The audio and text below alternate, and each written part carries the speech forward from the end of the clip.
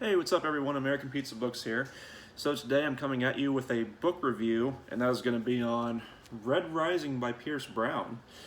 Now, I am kind of late to the party on this one. I know that this is a wildly popular trilogy. It's basically a series at this point because the original trilogy was the Red Rising, Golden Sun, and Morning Star, and as of right now, there is an ongoing, basically sequel trilogy to this trilogy. But I believe this book came out in 2014. It sort of came out rather on the heels of series like The Hunger Games and Divergent and Maze Runner and all that kind of that kind of genre and those kinds of series and whatnot. Um, and yeah, it's wildly popular. If you go on Amazon, like each book has a few thousand reviews and whatnot, so it's definitely up there. And I actually found out about this book series through BookTube. So I was really looking forward to this one. It sounded really good. The premise was really interesting. It definitely is comparable to. I mean, when you're writing in this genre, it's inevitably gonna get comparisons to like The Hunger Games and stuff like Divergent and series like that. So basically, the short and sweet review. I'll give like the short and sweet like my opinions basically, and then I'll dive more into the book. But I felt that this first book was. I would say that I liked it. It was good, but it was also flawed. If I had to give it a score, I'd say I'd probably give it a score of like maybe like 3.5 out of 5. I would say it leans more towards being good than not, but I do have some issues with it. The plot, and then that's basically my short and sweet thoughts. So if you want to go read this series, go give it a read, go check it out. And if you haven't, you might just want to, pause the video here, just end it here, and then just go, read it and whatnot. But like the premise of this book, it basically starts out with our main character is Darrow, and he is part of the Reds, and they're basically like the lowest class possible in this world and whatnot. And you find out not too far into the book that there's like a lot of stuff that they don't know about, but they are very much like the lowly class and whatnot. And what kind of triggers the plot of this book is Darrow and his wife Io go into this forbidden area. They're going to look at the stars and whatnot and stuff like that. And then when they come back, they get caught. And then Darrow's wife ends up getting hanged by the arch-governor, who is basically more or less kind of the main antagonist of this trilogy, at least from what I can tell so far. And Io sings a forbidden song. I believe it's about like rebellion and whatnot, either before she gets hanged or while she's being hanged. And that's kind of what triggers sets in motion the plot for the trilogy. Darrow is grief stricken and ends up cutting her down, and I believe he ends up getting sentenced to hang as well. And he's getting himself ready for it and whatnot, but then when it happens, he ends up passing out, and he finds himself in the presence of this rebel group called the Sons of Ares, and he's given this mission to basically infiltrate like the higher ups of this society and bring about a revolution. So that's the basic premise of the story. So I guess I'll get into like some of the things that I liked that I didn't like. I'll start with some of my criticisms and whatnot. I think my first criticism of the book would be the writing style, or at least how the writing in general. This is written from a first-person point of view, and with first-person point of view books, those could either really work or they really might not work. It could really go either way in my experience. And I would say that it works for the most part here, though I don't think it's the first-person point of view like style that really mars the writing so much, as the writing style just feels vague at times. At times, it feels as though the writing isn't really engaged with the actual story. It doesn't actually feel as if you are in the perspective of a character who was actively experiencing all these things in the story. One review put it pretty concisely. They said that it was like they were almost like reading a documentary at times, rather than like a focused story with characters and actions that are going around, or going on rather. It read more like, you know, when you're watching like a documentary on the Discovery Channel, and you've got the narrator, and then you're like, you know, looking at what's going on as they narrate all the stuff. And I would say that's a pretty apt comparison. It did feel that way at times. This is Pierce Brown's first written work, so it's understandable. Like, an author's first written work is rarely their best. So that's understandable. But again, I didn't always feel engaged with the story, and even the characters with the way it was written at times. Now, there were other times where the writing was actually really on point and really good, and it did a good job of served as a good medium into the story.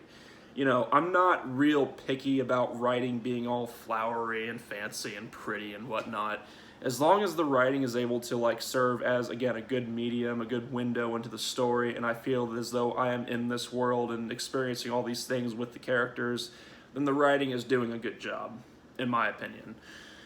And at times, I just didn't feel that, so the writing was kind of hit or miss. And then I also felt that in the middle of the book, more so, not really in the beginning and the end, but more so in the middle, I felt that the story was a bit derivative. I did mention the Hunger Games and series like that it gets compared to. And in the middle of this book, it definitely felt like I was reading sort of a different variation of the Hunger Games. It did feel a bit derivative. It was like, yeah, okay, you know, I've read this type of thing, been here, done that. I was much more interested in the world outside of that, which I'll get into in a minute with the positives. But yeah, it felt a bit, I know I'm repeating myself, but it felt a bit derivative at times. Because what happens is Darrow gets put into this, it's not the same thing as the Hunger Games stuff, because in the Hunger Games they're like fighting to the death and whatnot, and there must be one winner. In this competition, they're not really fighting to the death, although deaths do happen during it. It's really more of, they're trying to determine like the next leaders and whatnot, you know, the next to, you know, bring up into like into the society and whatnot.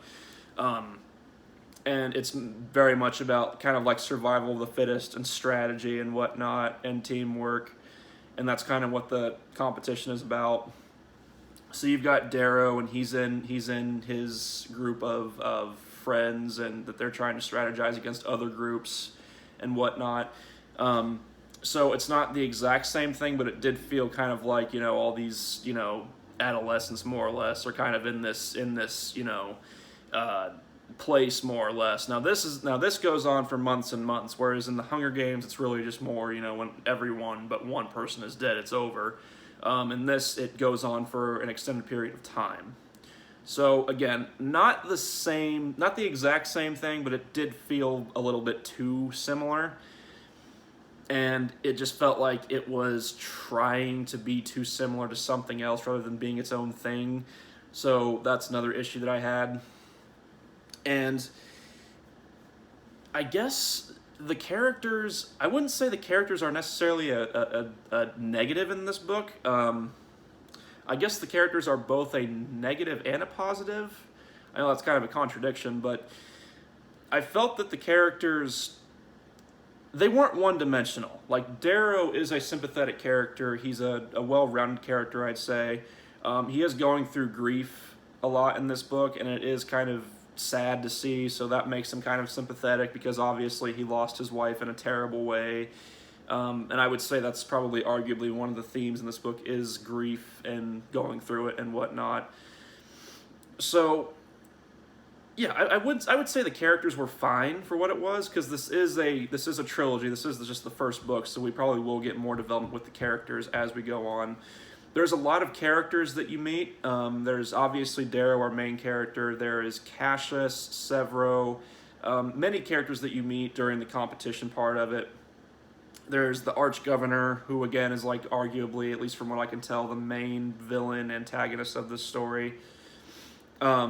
I'm guessing he's going to be kind of like the President Snow of the story, but I could be very, very wrong. And then you've also got Darrow's family. You've got Dancer, who is, I think, the leader of the group that he becomes sort of a part of, the Sons of Ares. And there's many, many other characters. And I felt that Pierce Brown did a fairly good job of making each of the characters different enough, you know, like well-rounded enough as much as you can, because sometimes you're kind of limited in this style of writing. If it's in the first-person point of view, it can sometimes be a little bit difficult to make characters that are well-rounded, or at least well-rounded enough to where it doesn't seem like they're all blending in with each other. But I would say in this instance, he does a fairly decent job. So I would say the characters, while they're not like the deepest ever, they're certainly not one-dimensional or cardboard cutouts. And like I said, this is the first book in a trilogy, so we probably will get more development, of course, as the trilogy goes on and whatnot. So that's sort of remained to be seen. I guess we can move on to the positives. I am kind of moving into the positives anyways. I think the biggest positive for me was the society itself that Pierce Brown created. It's basically separated into a class system. And it's separated into like colors. So like there's golds who are at the very top. And then there's like silvers and bronze, blue, greens, pinks. And they've all sort of got their own, like each color has their own distinct like specialty or occupation. And it is a little bit similar to like the system in, again, the Hunger Games with the districts, or Divergent with the factions. But it's also very, very different and very much its own thing. And it's a very, very... there's a lot of technology in the society. I believe that a lot of the citizens that are not the reds, but who are like the golds and the silvers and everyone in the society, they have like these things called grav boots, which basically like from what I could tell, like just like rocket boots. So they like all like are gliding and whatnot, and like so that was kind of hard to picture for a little bit, but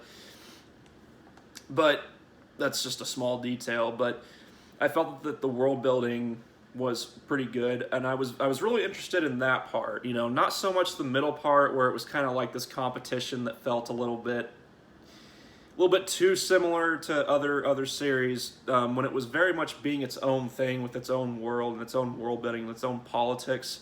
I was very much interested, and I look forward to learning more about it in the following books. And I've actually got a buddy of mine who's already read the first trilogy anyways, and he told me that we do get more of the world and the politics in the second book. And I look forward to reading that because the political intrigue I definitely was interested in.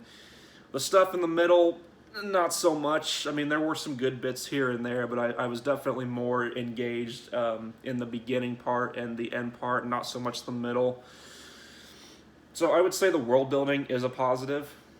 I already talked about the characters. Let's see, what else? I guess the setup was pretty good. With the hanging scene with EO, it was very well written and it was very powerful and whatnot. There were some twists as well. There were some twists that I didn't see coming with one of the characters. Mustang is another character. She is basically what is hinted at being the love interest of Darrow in this trilogy. Obviously not so much in this book, as Darrow is still kind of mourning the loss of EO, his wife. But from what I've been told, she does end up becoming a love interest of his, like down the road in this series. And there was a twist with her character that I did not see coming, which was really good. And I know that I criticized the writing a lot, but there are instances where the writing is pretty good. There's this one scene, kind of towards like the midway through this book, and there's a character called the Jackal, which you find out, spoiler alert, you find out that it's the Archgovernor's son, and so you find out the competition is basically rigged. And there's a scene where I think there's like a knife, like someone put like a knife through his hand, and like he starts bringing his hand up through the knife, and the way it's described as him like not having any expression or like smiling or something, and it's like, even though he's bringing his hand up through this knife, and it's a really chilling, creepy scene. So, I think that it's times like that where Pierce Brown shows that he is definitely a good writer. It's just, in this book, it was a little bit, again, a little bit vague at times. It felt a little bit disengaged. But again, the writing, a first written work from any author really is never the best work, so it's understandable. And I felt that the ending, because the ending can sometimes really make a series, the ending definitely had me intrigued. It definitely left me wanting to continue with the series. It didn't have me like, oh, I gotta read the next book right away. Like, it didn't have me feeling that way. But, when I got to the end, I was like, okay, like, I'm interested to see where this goes. So, the ending was done pretty well. The beginning was done pretty well. When you find out that Darrow and his family and basically all the Reds that are working underground, essentially, on the planet Mars and whatnot, you find out that all their work and everything they've thought they've been working for is essentially a lie, which was like when the story really, really took off for me and I really got invested and interested and whatnot. So that was really cool. There's definitely a lot of twists and surprises in this first book. And there's a lot of I know I commented on the characters already, but there is one character that Darrow works with in the beginning of this book called Mateo. He's a pink. And what you find out like what each of the like specialties are of the classes and whatnot, and this character is basically trying to get Darrow to like speak the language, so he's not using this like improper slang and whatnot in this society, because people will suspect if he's not talking like them. And there's a lot of funny banter back and forth, so I hope that we see more of that character. So, I mean, honestly, I think that Pierce did a good job with the characters. Like, I wouldn't say it's really a negative. Again, it's the first book, so we're probably going to get more development. So the characters really they're pretty decent for the most part.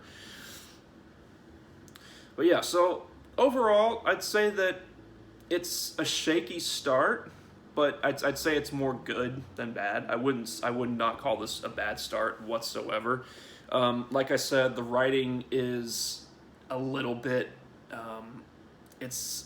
disengaging at times. It prevented me from fully just immersing myself into the story, just with the way that it was written. There are certain periods of time, and then there are like battles that are kind of glossed over. And that's kind of what I was talking about when I felt like I was reading more of like a documentary than like the actual story with actual stuff going on. And it also just felt a little bit derivative at times, which I feel like is kind of a given when you're writing in this genre. I mean, really in any genre, because, with fantasy, specifically with like young adult fantasy, I mean, you're always probably going to get comparisons to like Harry Potter and whatnot and stuff like that, even though the series is nothing like Harry Potter. It might just have one or two similar things, and that's it. And it's the same thing with this series. I mean, it's inevitably going to get comparisons to things like the Hunger Games and stuff like that, even though it is very much different in its own thing. But for me, it just felt a little bit too derivative at times of other series in its same genre. But overall, I'd say it's good. I'm going to continue with the trilogy. I look forward to discovering more about this world and the politics and whatnot, and seeing what happens with Darrow and some of these other characters. And let me know what you guys think, Have you read Red Rising by Pierce Brown? Have you read the whole entire trilogy? Have you only read the first book?